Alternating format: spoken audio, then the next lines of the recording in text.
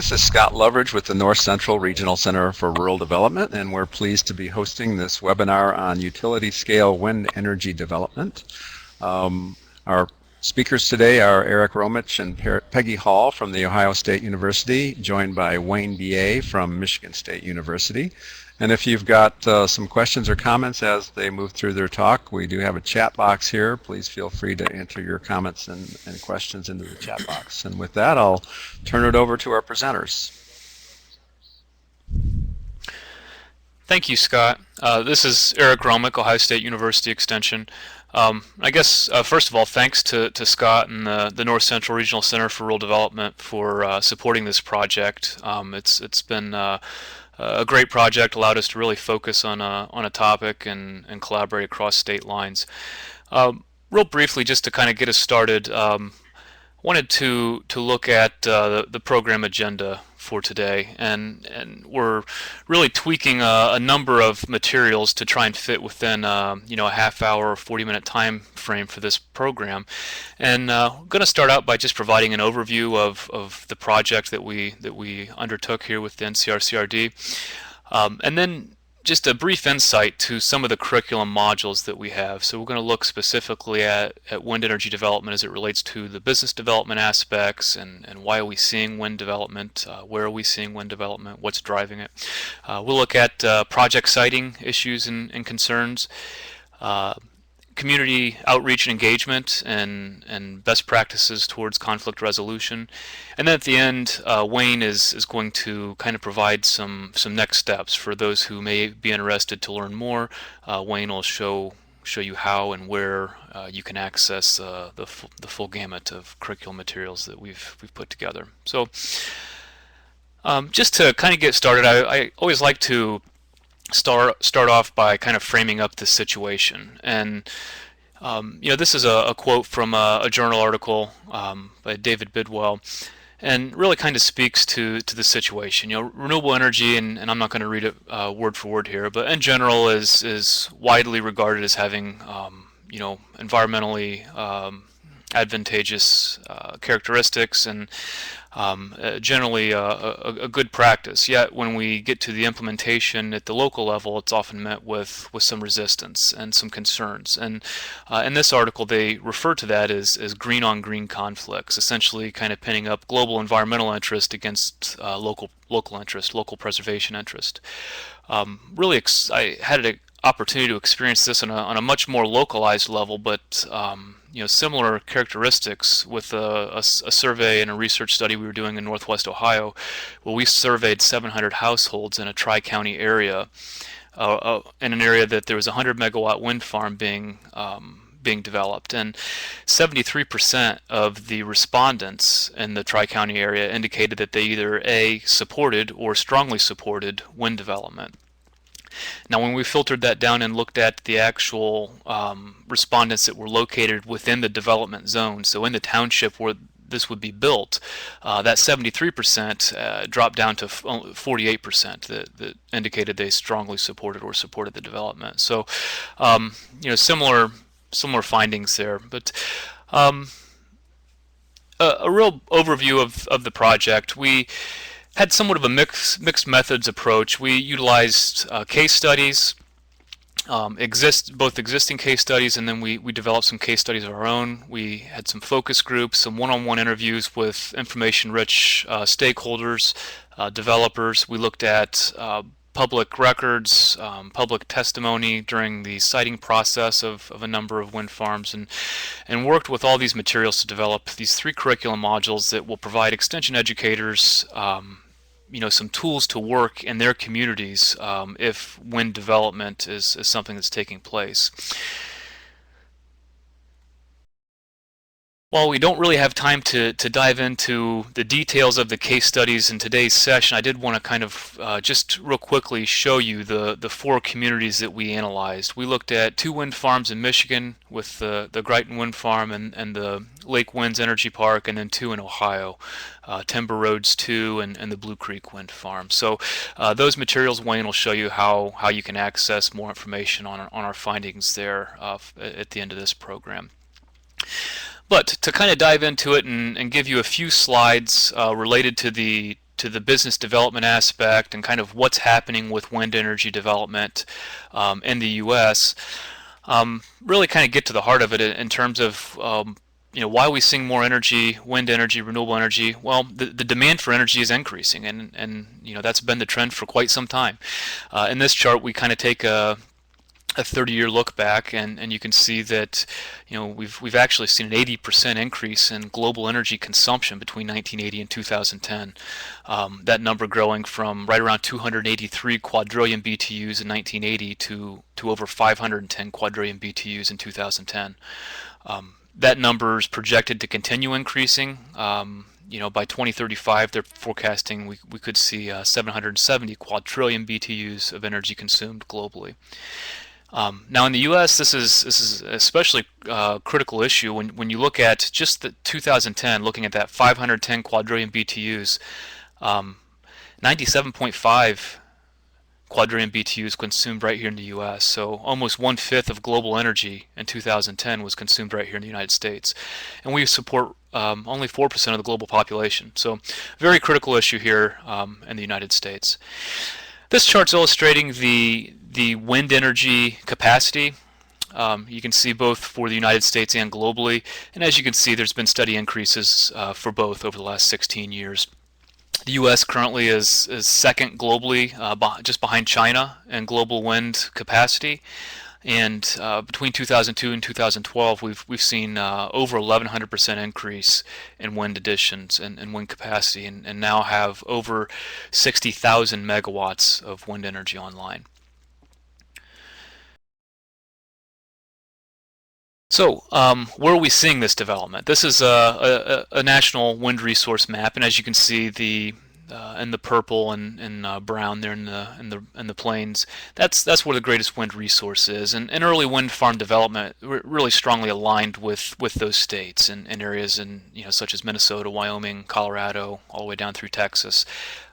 Proper siting of these wind farms and locations that have significant wind resource and away from large obstructions simply enhances the performance of the turbine. And so from an economic standpoint, that was the low-hanging fruit, and that's what we saw early development. In general, you're going to look for wind speeds of 5 meters per second or 11 miles per hour for grid-connected wind farm type applications. Of course, and we get into the details of this during the business development module, but as technologies change, so has the location of these wind farms, and sites that were previously considered maybe uneconomical with today's technology are now prime locations. Just kind of take note of a couple of the hot spots for wind there in the Midwest. As we move forward, I want to draw a connection between the development and what's driving the development. So this slide here is showing kind of the state-by-state breakdown of installed wind capacity on a megawatt level, and you can see the darker green are more significant development. Now, it's somewhat diverse. While we looked at that purple area in the middle there, we've since seen that kind of expand towards Illinois, Indiana, Pennsylvania as areas with significant wind additions. And part of the reason for this, as we'll see in the next slide, is the presence of statewide renewable portfolio standards. So one of the things I'd like you to take note of is in Arkansas, while the last slide showed they had some of that browned wind resource, a pretty significant resource, they have no wind capacity online compared to, say, Pennsylvania and West Virginia, where they did not have that same level of natural resource in terms of wind that we saw in Arkansas. And so why is that? One reason would be the presence of portfolio standards. So currently 29 states have RPS mandates. An additional 8 have what's referred to as RPS goals. And they are perhaps the most significant driving force of wind development. That was also kind of identified in this next slide. So this slide is not showing up on my screen for some reason. Well, if you can see the slide, it'll kind of speak for itself. If not, I'll try and walk you through it real quick. It's a bar chart, or I'm sorry, a line graph that illustrates a state-by-state timeline in terms of wind capacity brought online. And there were really some early adopters to this line chart where Iowa, Minnesota, and to some extent Illinois really kind of ahead of the curve when you're just looking at the states in the north central region. And so of the 12 states, those three were really out in front of it kind of early on. The rest of the states really started, if you average out the regions, see some development in 2006, 2007. Really aligns with the policy that was brought online. In 2006, there were only 3 of the 12 states in the north central region that had an RPS standard. If you fast forward that to 2009, there were 2008, 9 of those states, 9 of the 12, then had RPS mandates. So the same window we saw the RPS standards come online is that same timeline that we saw the development taking place. And then to wrap it up is just kind of a bulleted list of some of the critical steps in wind farm development.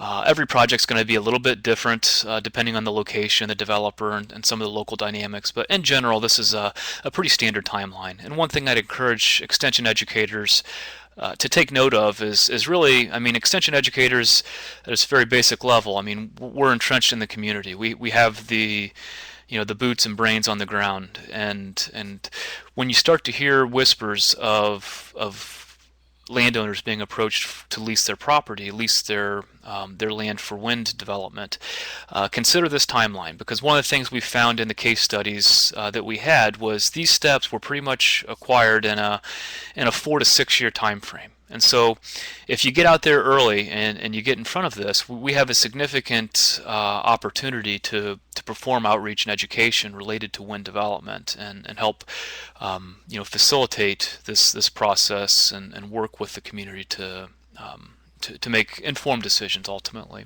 So with that, that's an extremely abbreviated version of Module 1, but with that I'm going to pass it off to Wayne, and Wayne's going to discuss some of the siting issues related to wind development. Wayne? Great, thanks Eric. As those that might have joined us a little bit later, this is Module 2 of a 3-part series. Each of the modules are roughly about 75 minutes. I'll talk a little bit more at the end about where you can find the full versions of these. So I wanted to just take about the next 10 minutes or so and talk a little bit about the utility scale wind siting. The module really was broken down into 5 different parts. We wanted to be able to share with you the siting process, highlight some of the critical issues.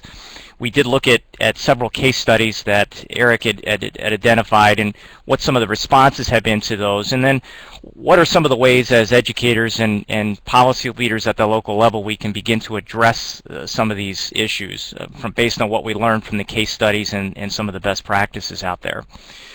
So this idea of why wind, I think Eric made kind of a compelling argument as to why this has come on the landscape. Certainly from a policy standpoint, there are a number of economic, social issues, but I think what we found through the case studies is that clearly, if you're going through the review process and local siting, understanding both the economic, social, as well as the environmental impacts. Sometimes the emphasis is put on some of the environmental impacts, but it's really important to understand all 3 of these and perhaps where the audience and some of the opposition or support might be coming from as it relates to each of these components.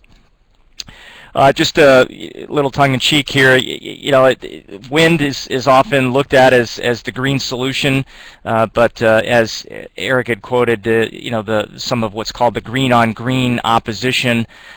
It doesn't come without some of its own unique issues. So entering the process, and it's perhaps might be easy to categorize folks into for or against economic versus environmental, but that is really short-sighted and perhaps could be a detriment in going forward with the process if that's how you're approaching it.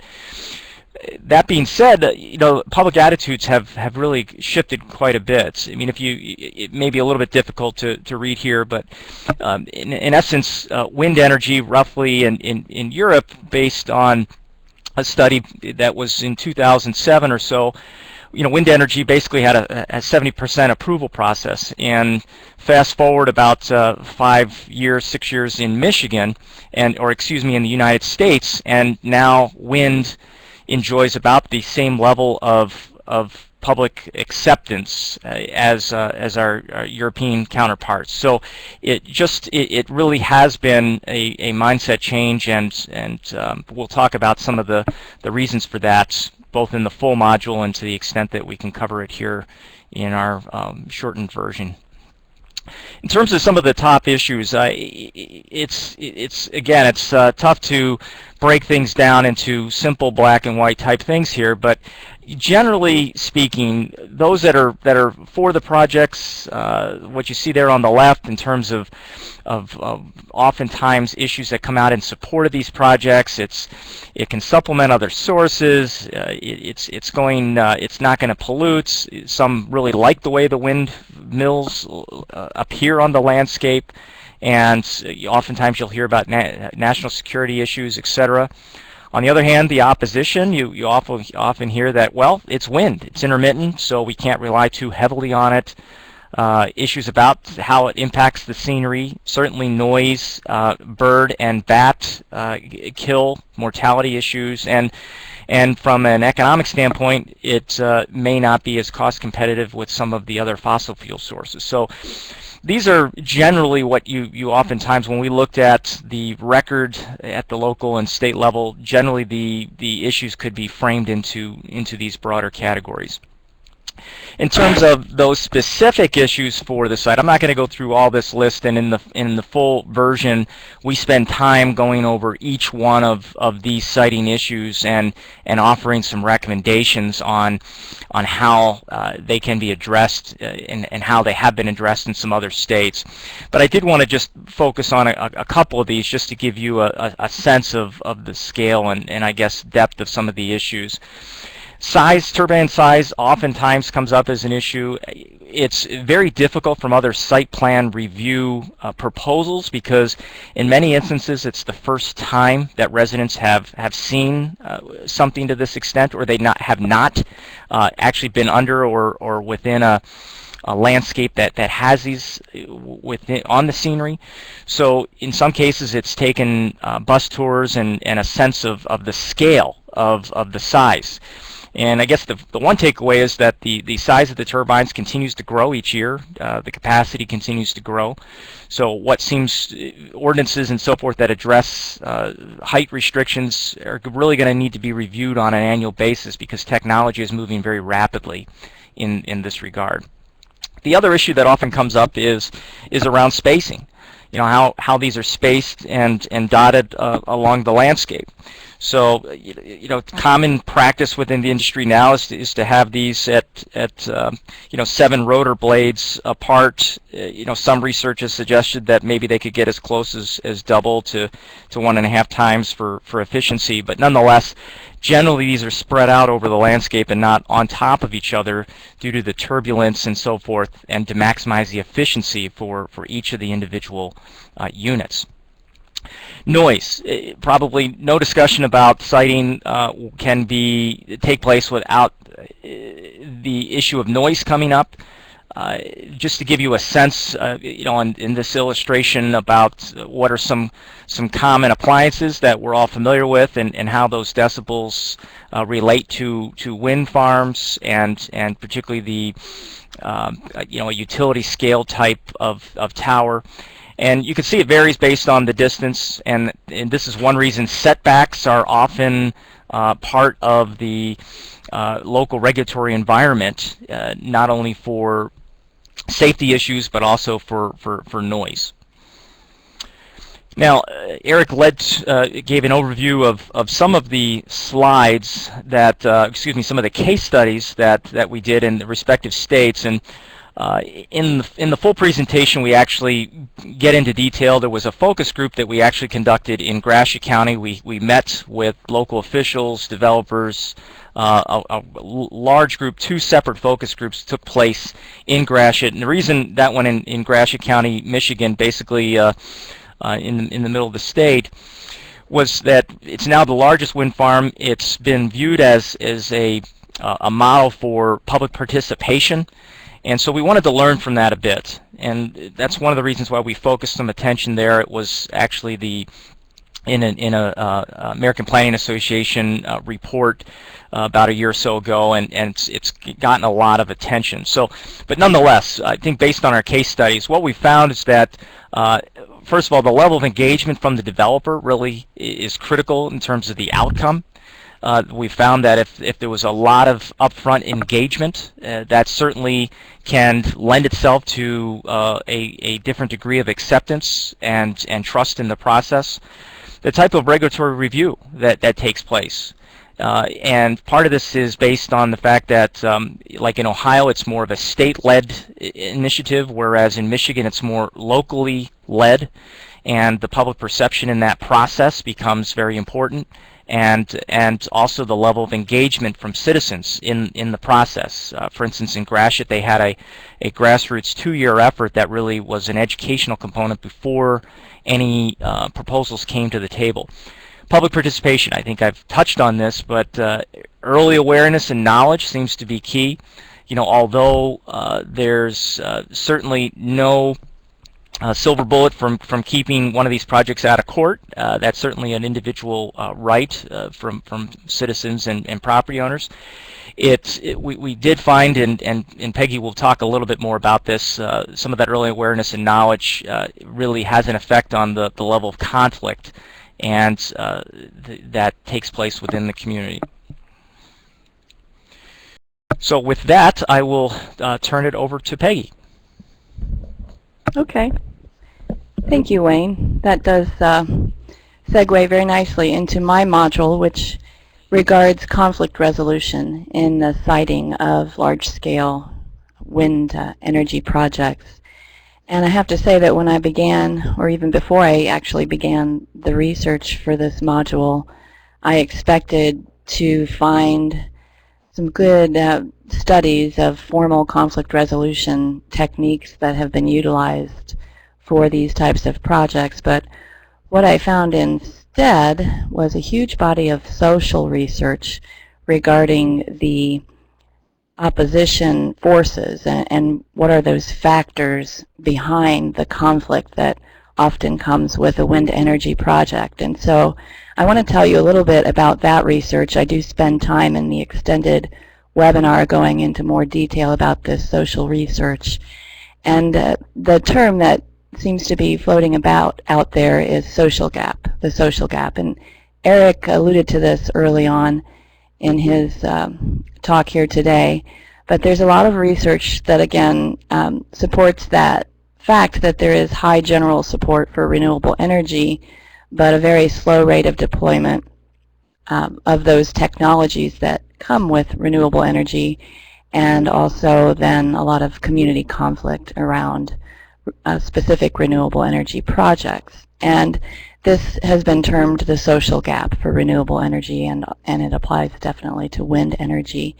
They've been able to find the same phenomena occur with wind energy project, where public polls have high individual support for those projects, but then once a specific project comes to a community, there's pretty strong opposition, and sometimes sufficient opposition to slow that project or to change it drastically, or in some few cases to stop a project completely. And we're also seeing that there's organized opposition at the federal policy level with many national groups that try to address wind energy at a federal policy level and in a negative way. Those are opposed to wind energy. So it's a pretty interesting phenomenon, and I raise that because I think that it's important as we go about trying to address the conflict resolution issue. And so I want to tell you a little bit about what the research shows is behind this social gap, what some of those causes or forces of opposition might be. And there are many different theories for that. The first one that quickly rose to the surface was the NIMBY argument, that, well, everyone thinks generally it's a good idea, but as soon as it comes to the backyard and has individual impacts, then it's it's going to start to generate conflict. And actually the research now is starting to refute that theory, and we're starting to see that there are stronger arguments for some of these other theories, the second being socioeconomic factors play a role, and along with that, geographic factors. A lot of research results vary based on where the project is being proposed in the United States. There are different levels of opposition based on geography. So a lot of interesting research developing in that area. But there are two major studies I want to tell you about. The first is the Hartman study that I have noted there, where Hartman, as well as a number of other social scientists, have laid out the opposition motivations in this way, where they say there are four major areas of opposition, and the motivations behind them are first misinformation, and we do see that reiterated throughout the research, that misinformation plays a major role in opposition. The second being self-interest, and that connects to that NIMBY argument that there are those who oppose wind energy simply because it does affect them individually. The third is the prudence motivation, which relates very much to the environmental argument, that there's opposition based on the fear, the desire to safekeep the environment, and the fear that there could be environmental harm that comes from a project. And then the fourth, as Wayne just talked about briefly, that we found in our case studies, the distrust motivation. And that distrust tends to be targeted mainly toward project developers, but sometimes toward community leaders who propose projects. So that's one way of looking at, well, what are these forces behind wind energy opposition that leads to that local disapproval or opposition at the local level. The second major study that I want to tell you about is one that is more recent and took place in Michigan by David Bidwell, and I think Eric mentioned or had a quote from David Bidwell at the beginning, and he looks at the opposition factors in this way. There are three primary areas, one being opposition based on anticipated effects, and you can see some of the similarities among the different studies. The second being fairness of development, and the third being values and beliefs. And if you're interested in this area, I would suggest that you read his paper. We have it cited. He focuses a lot on the values and beliefs area, and trying to examine how those individual and community values affect opposition. Going back just a bit, anticipated effects are those kinds of siting issues that Wayne mentioned, or those kinds of individual and community-based physical type effects that might come with a project, and certainly the research has shown that that does play a large role here. Fairness of development is primarily about the procedures that are in place and the fear that outsiders are gaining more than those who live in the area. And then the third, values and beliefs, is those kinds of socioeconomic factors as well as those very individual values and beliefs that affect the way that someone would view a project coming to the community. So from all of that body of research, here are a few key points that I think are very important when trying to address the issue of conflict resolution for these types of projects. And the first is that those anticipated effects, or those individual siting type concerns, do seem to play a very important role in the level of conflict that will come with the project.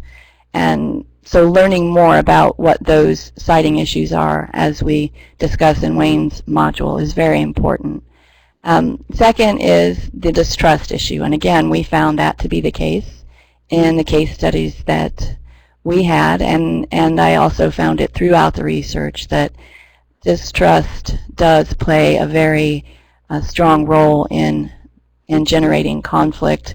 And as I said, that distrust seems to be targeted toward the project developers. The third is that there are, and Bidwell's research supports this one, there are broad concerns for community at issue that may have been unexpected by many of the researchers. As I said, we began with that NIMBY approach and thinking this was a very individual fear of individual impacts, but the research is showing that there instead are very, very strong and broad concerns for what a project can do to the community. I think that individual argument is coming out more strongly in this landscape impact factor that the research is supporting, that many of the individual concerns tend to be tied to landscape impacts and some of the personal identities and personal values that individuals have for the landscape in the community where they reside.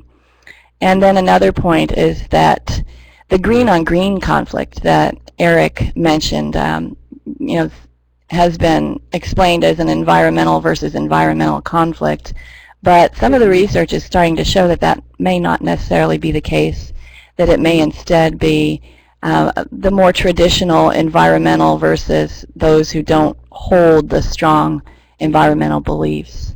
And that's something to keep in mind as we go about trying to understand some of these conflicts, that those who oppose on environmental bases tend to be tied to very conservative and traditional views about the environment. And then the last point is that the beliefs about the likely economic outcomes of a project plays a much stronger role than you might have expected. I certainly didn't expect that to be such a key factor, but much of the research is showing that many oppose if they feel there's not a very strong economic benefit for the community. So how do we take all of this and bring it together and think about addressing wind energy opposition if there's a project that is proposed for a community? Well, I think the first step is doing what we just did, and that's considering those opposition factors.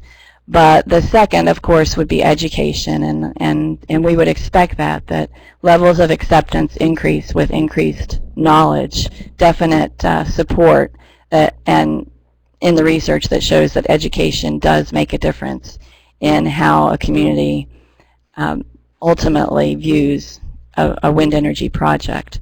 And then third is the role of engagement.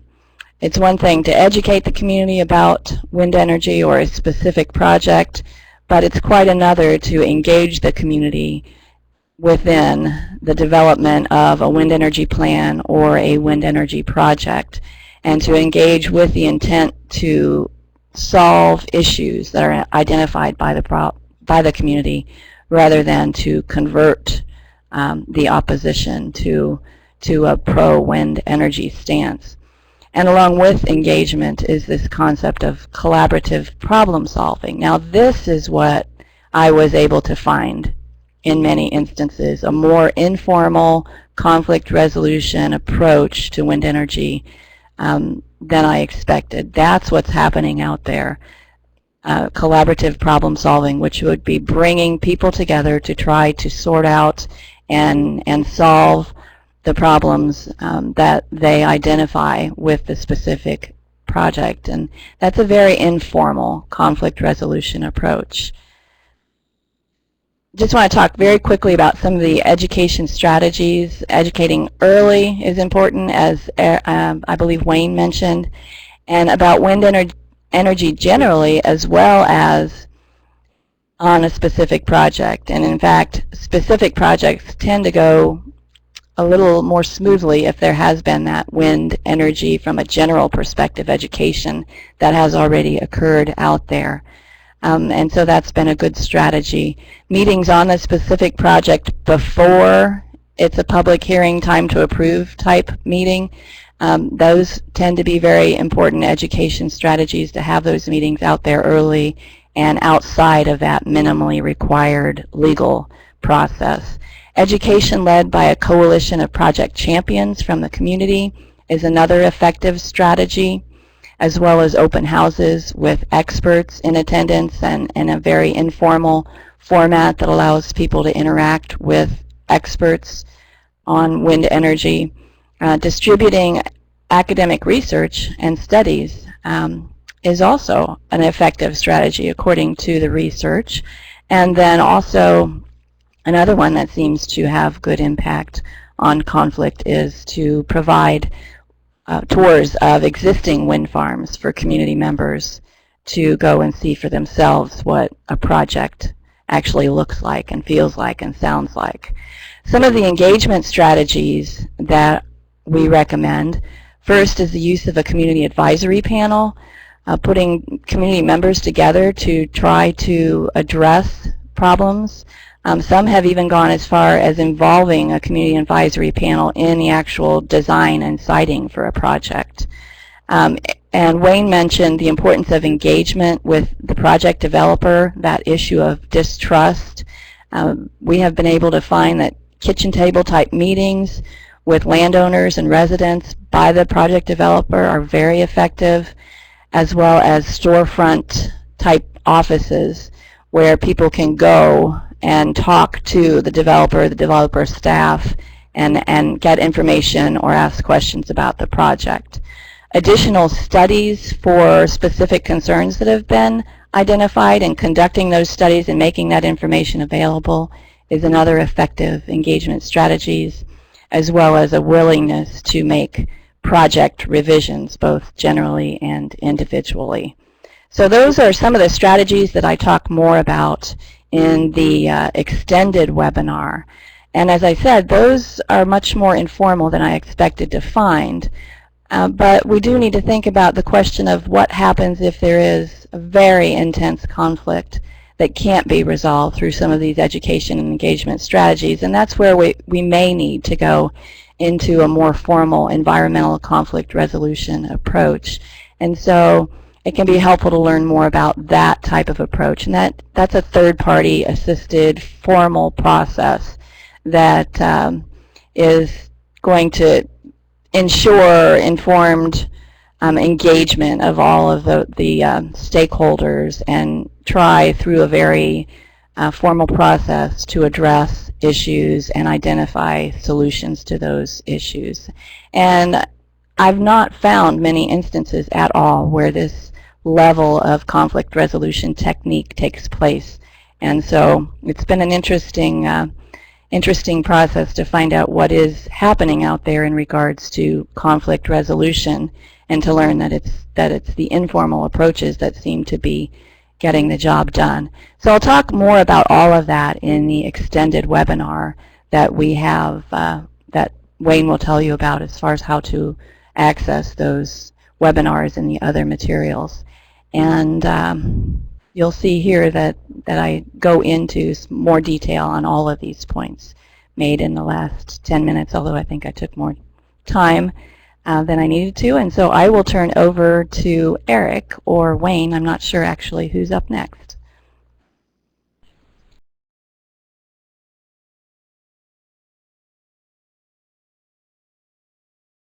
Thanks, Peggy. This is Wayne. As Peggy alluded to, and Eric, each of these three modules was its full-length version was presented this fall as part of the E-Extension Community of Practice Land Use Planning Community of Practice webinar series.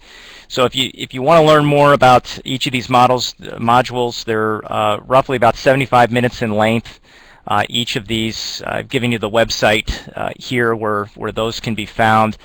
We're putting those together in one package, and also develop some tools for teachers, we're calling it, with case study analysis, which gets into some of the background information that our background research, logic model, white paper, and some teaching outlines. And we are going to be offering a certificate of completion. There's going to be a nominal fee for that. I think roughly around $20 is what is slated for that. But what that would do is give everyone all the materials, and if they wanted to be able to have a certificate of completion. But in short, if you're not familiar with e-extension, and in particular the land use planning community of practice, also known as the community planning and zoning COP, the website's there, and I encourage you to learn more. There are some other learning modules that are there, but we thought it was important to be able to have one place where the material could be housed and also updated over time. So with that, I'll turn it back over to Eric and Scott.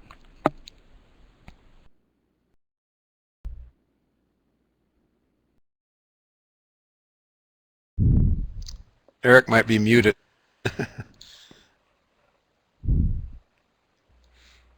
No. Yeah. Well, yeah. while we're waiting for Eric, I'll okay. No, this is Eric. I'm back, Scott. That was the last slide, so I'm not sure if we have time for questions, or if you wanted to facilitate that, or how that process was going to go. Yeah, well, I'll put up the evaluation here and ask everybody to fill that out as we're talking. There was a comment that came in from Rick about Nebraska, which I think was just a sort of validating an earlier comment about kind of the way of life. It's a little bit like the not liking the change in the landscape. So I think that's good.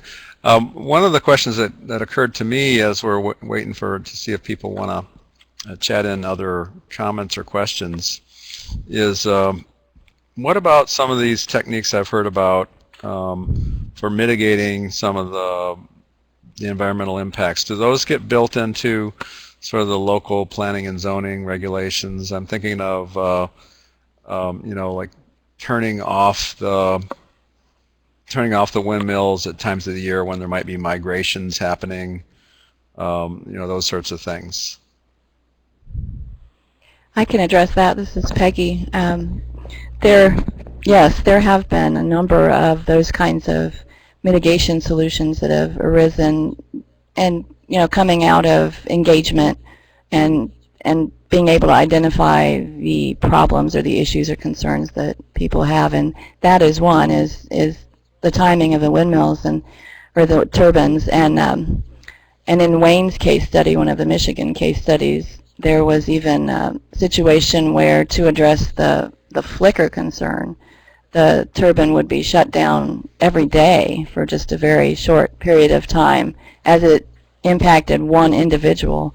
So there's a wide range where we've seen, from solutions that address, the migration of birds at a certain time, to those even on a very individual scale, where those kinds of mitigation solutions have arisen as a result of engagement or some procedural engagement involved at the community level. Wayne, is there anything else you'd like to add to that? I agree with Peggy. There are ways both that it's mitigated for the shadow flicker, and probably the poster child, at least on the avian fatalities, is Ultimate Pass in California, Central California. One of the early wind farms. It happened to be built during a time when little was known about some of the migratory patterns for golden eagles and raptors, and there's the fatalities there. It's been ongoing disputes and some legal process there, but in short, some of the research has indicated that you're going to get bird mortality at 2 to 3 birds per turbine per year, which is often noted as less than what's out there for other towers, cell towers, etc. And nonetheless, identifying some of the environmental attributes of a site, particularly flyways, and some of that can be mitigated in terms of siting, and then other issues that are specific to a particular one utility scale type site. It can be turned off and mitigated for a very localized concern. This is Eric. Yeah, I was curious about that. Okay, go ahead, Eric. I was just going to kind of add one last thought to kind of bring that full circle. But between what Wayne has added and what Peggy shared, I think it's kind of important. I try to take the perspective of how can another educator utilize this information, and so how does that apply to them? One of the things I guess I would encourage educators to do is even if you do not see wind energy education in your future, at the bare minimum, if you kind of look at some of the factors in the business development process and think that wind could take place in your state, it's worth noting just what is the process in terms of what Wayne pointed out earlier. Is it locally driven, or is it somewhat like Ohio where it's more state level driven? Because that's one of the things that I think there was some miscommunication with in some of our case studies is who do you go to find that? So if you have a concern about trying to minimize one of the potential impacts through the siting, who are you talking to? Are you talking with local stakeholders? If it's a state stakeholder, what's the process? Where's the platform for you to have your concern or your voice submitted? There's a question that came in from Rick. Some suggest that there's no win-win solutions for wind energy development, only win-lose. How do you deal with that, and what's your opinions about that? Now, this is Peggy. I guess I would first want to know whether Rick is asking that from an individual perspective or a community perspective, because I think there are different, possibly different answers depending upon which you choose. But I think generally from a community perspective, we can look to some of the case studies to see that there seems to be the possibility of win-win if the process is handled in a way that fully engages and addresses those concerns. I wouldn't say that everyone is definitely going to be win-win automatically, but it seems that the potential is there. What do you think, Wayne and Eric? Yeah, I agree with that. I would add that I think it goes back to one of the slides that Peggy presented about really understanding what values and underlying issues are of concern. Sometimes some of these concerns come out as environmental, but if you scratch a little bit further, it could be visual, the perception of visual blight. For instance, in our two case studies in Michigan, clearly in Mason County there was much more concern about the visual appearance on the landscape. They were less concerned about the positive economic impact to the community. Whereas in Gratiot County, it was looked at as more of a win-win because it's an agricultural community by and large, and farmers with the leases and the increased SEV, state equalized value in the county, it now represents over 10% of the SEV for the county, the wind farm. So in that case, it was looked at as a win-win. How do we maintain farming as viable yet complement our other economic interests? Whereas in some counties it's viewed, you got to get to the issues and understand, and then understand. We might be hearing positions, but what are those interests? If you get to the interests, you might be able to make it win-win. But Jay, I think that in some cases, and Rick, it's really going to be viewed as a win-lose unless you get to those interests. There's a question from Jay Solomon that says, what about the attitudes of landowners that are sort of hosting the project versus those that are nearby but not on the land, not owning the land that's going to be occupied by the windmills? Yes, actually there are several. Yes. Go ahead, Eric. Well, I can follow up, Peggy, if you want to go first. I was going to reference a project I've been working on. Oh, yes, do tell about that one. Yes. Oh. Okay. Okay. I think it speaks directly to what Jay's is asking. So we have a county in Northwest Ohio they've just kind of experienced the first year of developer interest. So the developer came to the county commissioner, said, we're going to try and build a project. We want to get some land lease to see if it will move forward. And in that first year, they were able to acquire their minimum land acquisitions. They have 10,000 acres leased with development rights. So it looks as though they're moving forward. So at that point, the county commissioner said, we need to learn more about how the community feels with this project, and where are the concerns. And so they came to Extension. We partnered with county regional planning and county commissioners and the developer, and did a survey with 700 households, and we did a representative sampling in the county and a couple of outlying areas that were just outside the county border. But then we did 100% sampling of every household within the township that this development would actually take place. Really kind of looking at, what are the perceptions, attitudes, opinions towards this type of development. What are the top concerns, reasons for supporting or opposing the development. Specifically to your question of the attitudes with those inside the zone versus outside, we had 73% of the respondents indicated that they were 73% of the respondents outside the development zone indicated that they were either supportive or strongly supportive of wind development in their county.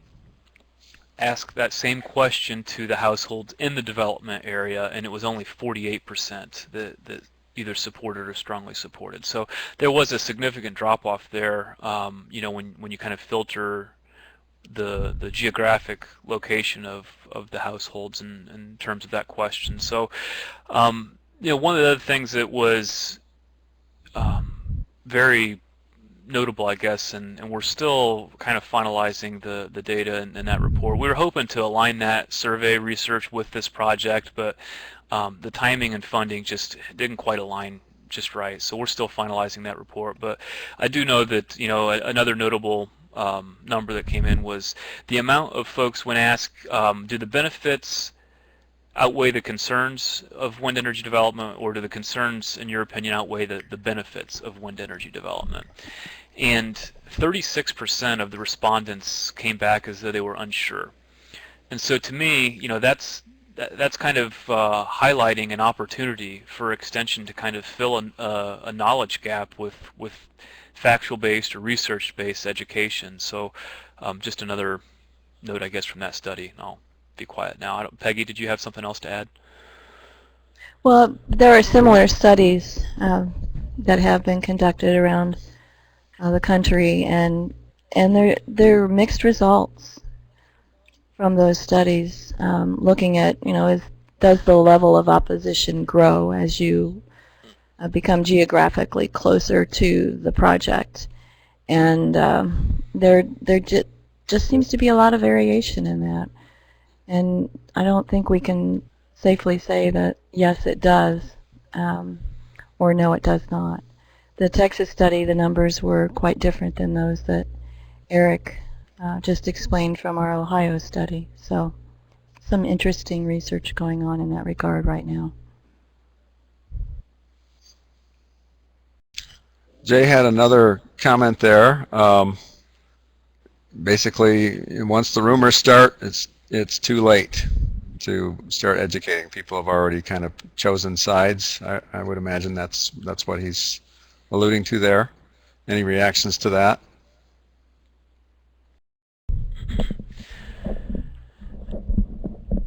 No, I agree, and Well, I'll take that's one of the. Go ahead, Wayne. Jay, I was just going to say that was certainly the experience of the two case studies we looked at in Michigan, and one was there was a couple years literally of education process, and where before there was a proposal, and another one where there was very little opportunity up front for some of that education, and we definitely did see some of the differences there. I think part of it though gets back to what the issue is. Peggy alluded to how some of this could be addressed through conflict resolution techniques, and early enough in the process and the site plan review process, there still is some opportunity to address some of these issues. But it really goes back to how much value laden the concerns are, and you're not going to necessarily win someone over. At best you might be able to understand and respond to the concerns. Right, and I would agree with that, Wayne. I think that, yes, education at that point about wind energy and this specific project may not have as strong an impact as engagement at that point. If there's still an opportunity to engage those who are opposed and to try to address their concerns, and if there's still willingness on the part of the project developer to do that, to address concerns, and that might require some adaptations to their concerns, then I think it's not too late to move forward with the project. But you're right, it may be too late to initiate this full-blown education process at that point. Eric, did you have a comment on that? No, you guys kind of hit right on what I was going to speak to. So. Okay, and then Jay is just thanking you and agreeing in the next comment there. So I think we've pretty well come to the end of our time here. I want to thank you all for a very well organized presentation, and we'll definitely make a link to the more extended versions of what you've talked about on our website, so that folks can find that more easily when they're looking at this stuff. So thanks a lot.